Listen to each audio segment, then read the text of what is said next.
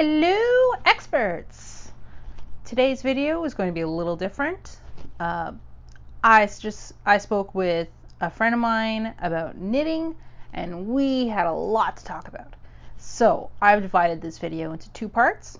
In part one, we're going to talk about her background and how she approaches and starts a project. In part two, we're going to go more into resources and tips for new knitters and how to start. So make sure to check out the second part when it's up, and I hope you enjoy this. Thanks. Hi, this is Everyday Expertise, and I'm Angela, and I'm here with Ariane Seixas, and today we're going to talk about knitting. Knitting. I don't know very much about knitting, but she's going to tell me about it. We're going to talk about how she does it. She's going to give us some tips, and let's see how it goes. Hi. So, what are you working on right now? I'm making a cardigan for myself. Yeah. Because last week we had a terrible heat wave here in Montreal, and all my other projects I couldn't really work on because they were too warm and my hands would be sweaty, and they would be already like big project, like right, it was too much. It was too much for me to have on my lap. So there was a sale at the yarn store that I go to, and I went to get myself some linen for like, you know what, I'm gonna make myself a summer project, and this needs way better. Like when it's warm. So this is like linen yarn? Yeah, this is 100. I have one skein here. This is 100% linen. Yeah. You can touch it if you want. It has a very interesting texture. It's a little bit like twine almost, or like string. Yeah. Well, yeah. That's like vegetable, what we call like plant-based fibers. They have this texture. Like a fibrous sort of texture. Yeah. That comes from being from plants. But they also very fresh, and they breathe really well. And I imagine this is more for summer than for winter. Well, I have other linen garments, and I use. I think it's very good for like mid-season transitioning. They do give you a bit of, I'm not gonna say warmth. Yeah. But a bit of, like, if it's really windy or the temperature is not just a tiny bit chilly, it protects you a bit, gives a little bit of coverage, but without keeping you warm, like a wool would do. So this is we're in the middle of a heat wave. So this is your summer project. Yeah. This is my summer project. I have a very strict rule of not starting a project before finishing a project, and I have two garments for myself. They're like in between, like ongoing, and I was like I cannot work with them because it's too warm. So it's like, in a way, it's okay. Yeah. Give a little context. We're in July of 2018 right now, and we just came out of a massive heat wave, like 35 degrees Celsius nearly every day. All day. Yeah, all day, and in the evenings there was no relief. It was still in the high 20s. Well, we got to 49 Sunday. Yeah. So I mean, I can sympathize with you on wanting to work on something that's not going to take too much heat. Yeah, and it's been flying off my needles. I started this a week ago, and I'm being obsessed with it. It's very hard to transition to linen. Yeah. Because when you're knitting with wool has a certain elasticity that makes it very enjoyable to knit. Right. Linen has no give. Like if you pull the thread, it gives no. So it's a bit hard to knit, and it's hard to get used to this texture of like this kind of bit of ruffiness. It really softens up when you wash it. So it was not really my thing. I have tried. I was like, I don't like it. But I don't know what happened. I bought this linen dress that I have been wearing a lot, and I really like it. It's very, very fresh, and I was like, oh, why not? I'm gonna give it a second, and I did, and I'm really happy I did. I'm very happy. You're inspired now? Yeah. I think it's gonna be a series of linen garments. So yeah. So tell me, how did you get started with knitting? I started when I was 9, I think. 9 or 10, around that. My mom wanted to learn how to knit. She had a close friend. We live in like a condo, like apartment buildings. Yeah. So she lived like 3 floors up. And she was she was a bit older than my mom, significantly older actually. And she was a really good knitter, very advanced. And I don't know, my mom was just like, would you teach me? And she did. I was like, I want to learn too. So I kind of... How old were you at this time? Sorry? How old were you about this time? 9 or 10. Okay. I don't remember. I think I was 10. I was not in high school yet. So, right. So probably like 10, 11. Around that. Yeah. So my mom started, and I was like, I would go with her, like after school. Like I'm from Brazil. In Brazil, the school is part-time. Yeah. So I would be home for lunch. So we had, I had like after school activities, but not every day.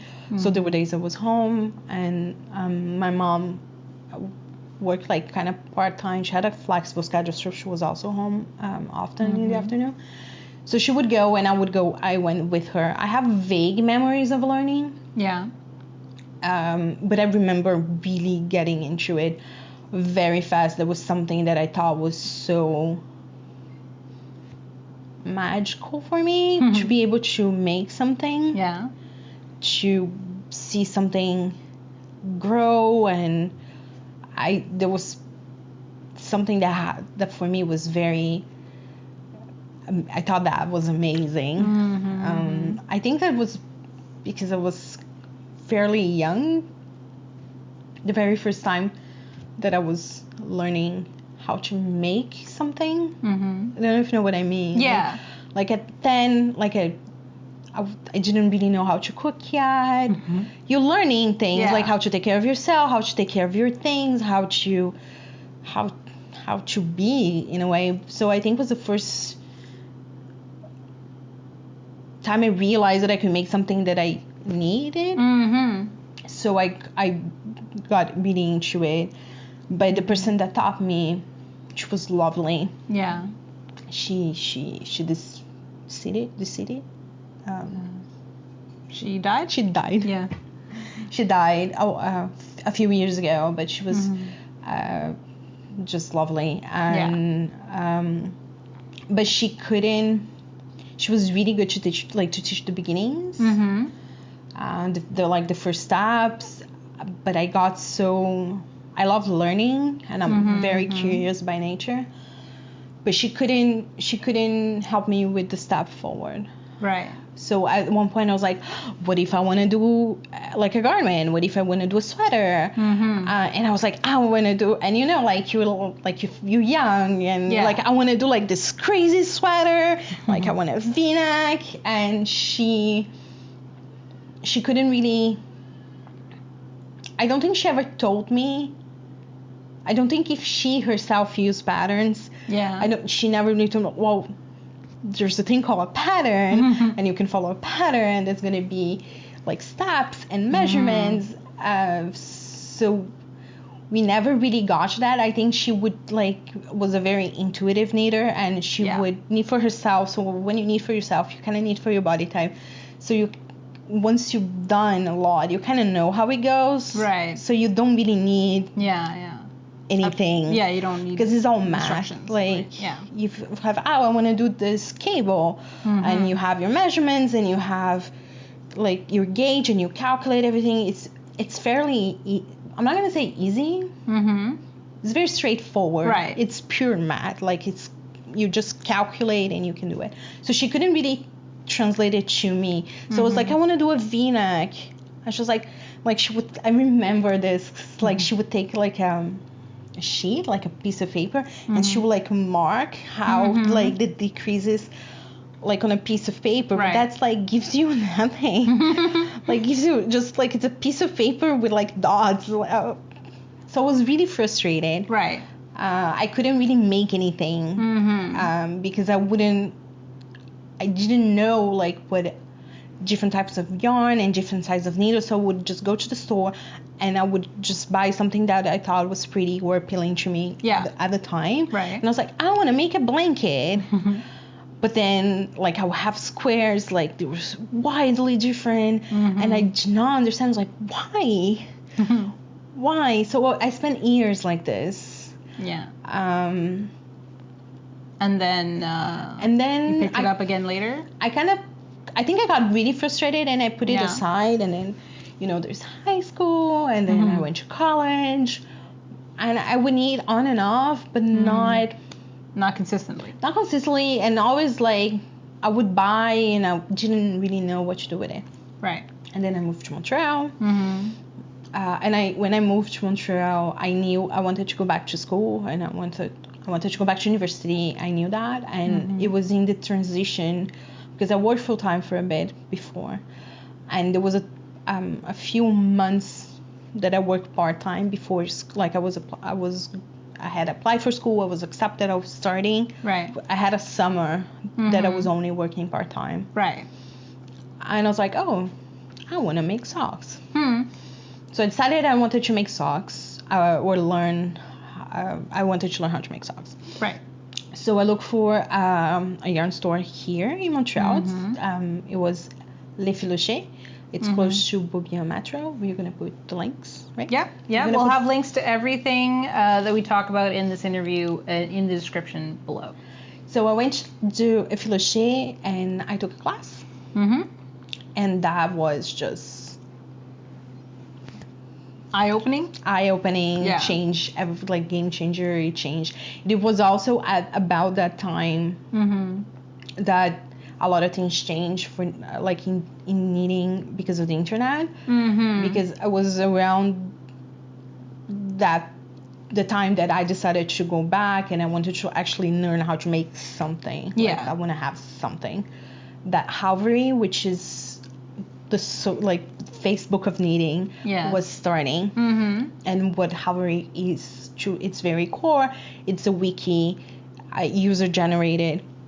So people would put like information. It's kind of like a database mixed with like an archive. It's fantastic. Yeah. So it would happen that information would be very, very accessible for free. Right. And a lot of things were starting to like YouTube that would. So I think it got like more people and and more younger people because you don't usually think of people our age or younger knitting. Like the first thing you think is in my grandmother, like someone like at least I would say 1 or 2 generations higher than not like I'm 32. So like my friend's mom at that time, she probably would have been like in her 60s. So she was kind of like not my grandmother, but maybe. Yeah. Kind of could have been. Old enough to be. Yeah. Yeah. And with Havery, we got like a younger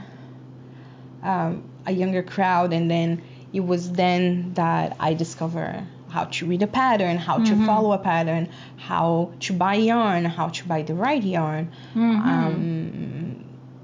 And after that, I never stopped. I just it has been nonstop. So since 2000. Yeah. 11 to 12, I would say. So that's a good amount of time. Yeah. That's a lot of socks. I have a lot of socks. Socks are great because they're small and you can carry them around. Like it's a great like summer knitting and like portable social knitting. So I do have a lot of them. Okay. Yeah. All right. So walk us a little through the process here. Like this project here, How do you start it? How do you start normally a project and going to to the completion of it?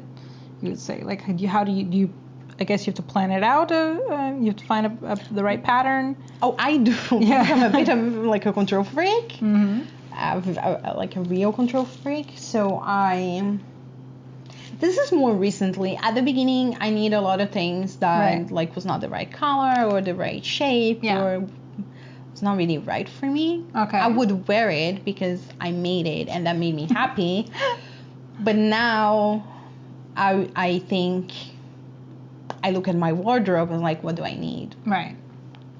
Because after time, it is costly. It costs money. Wool is expensive. Yeah. It doesn't come for cheap. So I want to have something in the end that I'm gonna wear. Right. So that for me, if I'm gonna be spending that much money, like you can easily spend $200 plus for a sweater. Okay. If I'm gonna spend that much money, I really need to justify the purchase at the end. I cannot just be spending $200 just because I want to spend $200. That's a lot of money. Yeah. And so what I've been doing for the past couple of years now, I look at my wardrobe. It's like, what do I need? Mm-hmm. What colors I really use? Because there's the colors that you would love to use, but you know you're not gonna use it. Right. Because you'll make it and you won't wear it. Because it's not for you. Yeah. So I look at what colors. No, I can be attracted to a color, but am I gonna wear this color? If I put it, I'm gonna wear for hours. Am I gonna be comfortable in it? Right. So that's step 2, and sometimes it's like I would go towards this one color and I would change my mind because it's like this is what I'm gonna be wearing. Let's be honest. Yeah. And then when I have in mind more or less what I need. Like I bought recently a wool dress, but it's I found that it needed, like I could use like a crop sweater because I feel like to use with like a jacket. Yeah. To be like a bit warmer.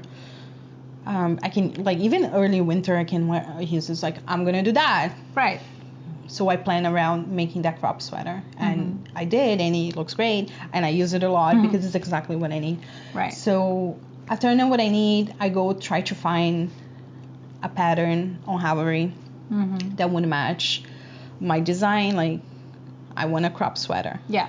I have a tendency to prefer thin wools. Like I prefer like a fingering, so a lightweight garment. Yeah. I find that they're easier to lay, like to put as layers, especially like Canadian winter. Yeah. You don't want anything too bulky. Right. So I look for the pattern and I kind of do like side by side. Like if I want a wool that I want to wear, I would look for a pattern that I know would match the wool that I know that I want. If not, I will find a pattern and I'll go for a wool that is that would match. Right.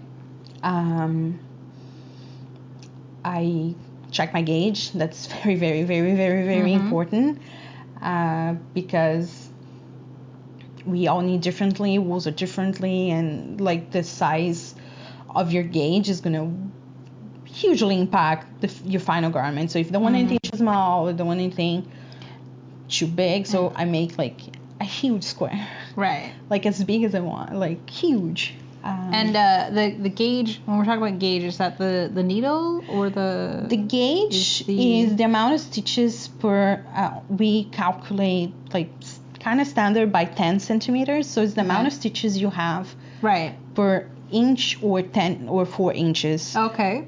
So a pattern will call, so this pattern here, it calls for 24 stitches per 4 inches. So you get the final measurements accordingly. Right. I did not get gauge. Okay. Because I need very, very loose. So I'm on at like 22, 23, but I know that's your size. Okay. No, but I know that my gauge is not. So I know that the size I'm gonna make is gonna be automatically bigger. Oh, okay. Because checking your gauge, make sure that you know if you're not getting the gauge that you need, like by how much off or less or more you are. Right. So you can adjust accordingly. Or if you want to make, like I recently made a cardigan that the patterns, I was like, I'm not finding anything. But so I made a swatch. I calculated my swatch. I know my measurements. Mm-hmm. And I just went, like, Right. kind of improvised, and it turned out perfect because you know your measurements. I knew my gauge. It was perfect. It was beautiful. It's beautiful. So I tend to have a very controlled environment. I take notes. I put, like, I'll link my Hawaii profile. Yeah. Like I put notes if I change anything. What is the needles that I use? What are the needles that I use? The modifications, if I made it longer, if I made it shorter, if I anything that I made, I put a note so I remember. Yeah. For future, and that's super useful because after so many years you forget. Yeah. It's too much information. And then that's how my projects become to be. So yes, On average, how long would a project like this take? I think this is gonna take me a month. Okay. It's just because I cannot. I get really bored, so I change my projects really often. Yeah. Really often. Right. I'm at any given moment probably working on, like, easily 3, 4, 5 things because I was like, I need to change. Yeah. And I go change, but right now I cannot work on my other side because it's too hot. Right. So I'm not gonna be touching them. So this is probably gonna go fast. Yeah. So working constantly on, like, one project, you would say a cardigan takes about a month. It's gonna be, I think, between 3 weeks and a month, but it's gonna be it's not gonna be very long, and it's gonna, like, I'm making the sleeves kind of short, and I have short arms. Right. So I think it's gonna go pretty fast, and it's very what we call, like, vanilla knitting, like it's all jersey, so it goes. When I'm working on it. When I'm on TV, I'm on it. So it's gonna go pretty fast. And then all the projects that I want to do is too hot for them right now. Yeah. So I'm waiting for the temperature to drop a little bit. So this is probably gonna go pretty fast. But if let's say my normal rhythm, like with my many projects, it can take me a few months. Right. Like between 3, because I cannot. There are people that, like, take a project and they work on that project. They won't. I can't. I get bored. I was like, I don't. So, and that's okay. Yeah. And I find that also sweaters, at some point they're big. Like once you have your, like at this point, this is gonna be like when the body is done before I go working on the sleeves. Yeah. It's gonna be probably like 70% of all the wool, so it gets pretty heavy, so I cannot really walk around with it. Yeah. So I put it, like, and in the summer I go out, like, their social life just explodes during summer. Yeah. So I would work on something smaller as my to-go project. So it really depends. But I think this is gonna go fast. And that was part 1. Thank you for watching, and make sure to see part 2 when it comes out. And also, if you haven't already, subscribe so that you don't miss the next part. Thank you. Thanks for watching. We hope you enjoyed this interview. Be sure to share this video with friends and colleagues who may also enjoy this topic. Let us know your thoughts by leaving a comment below, or check the description for our social media. See you next time.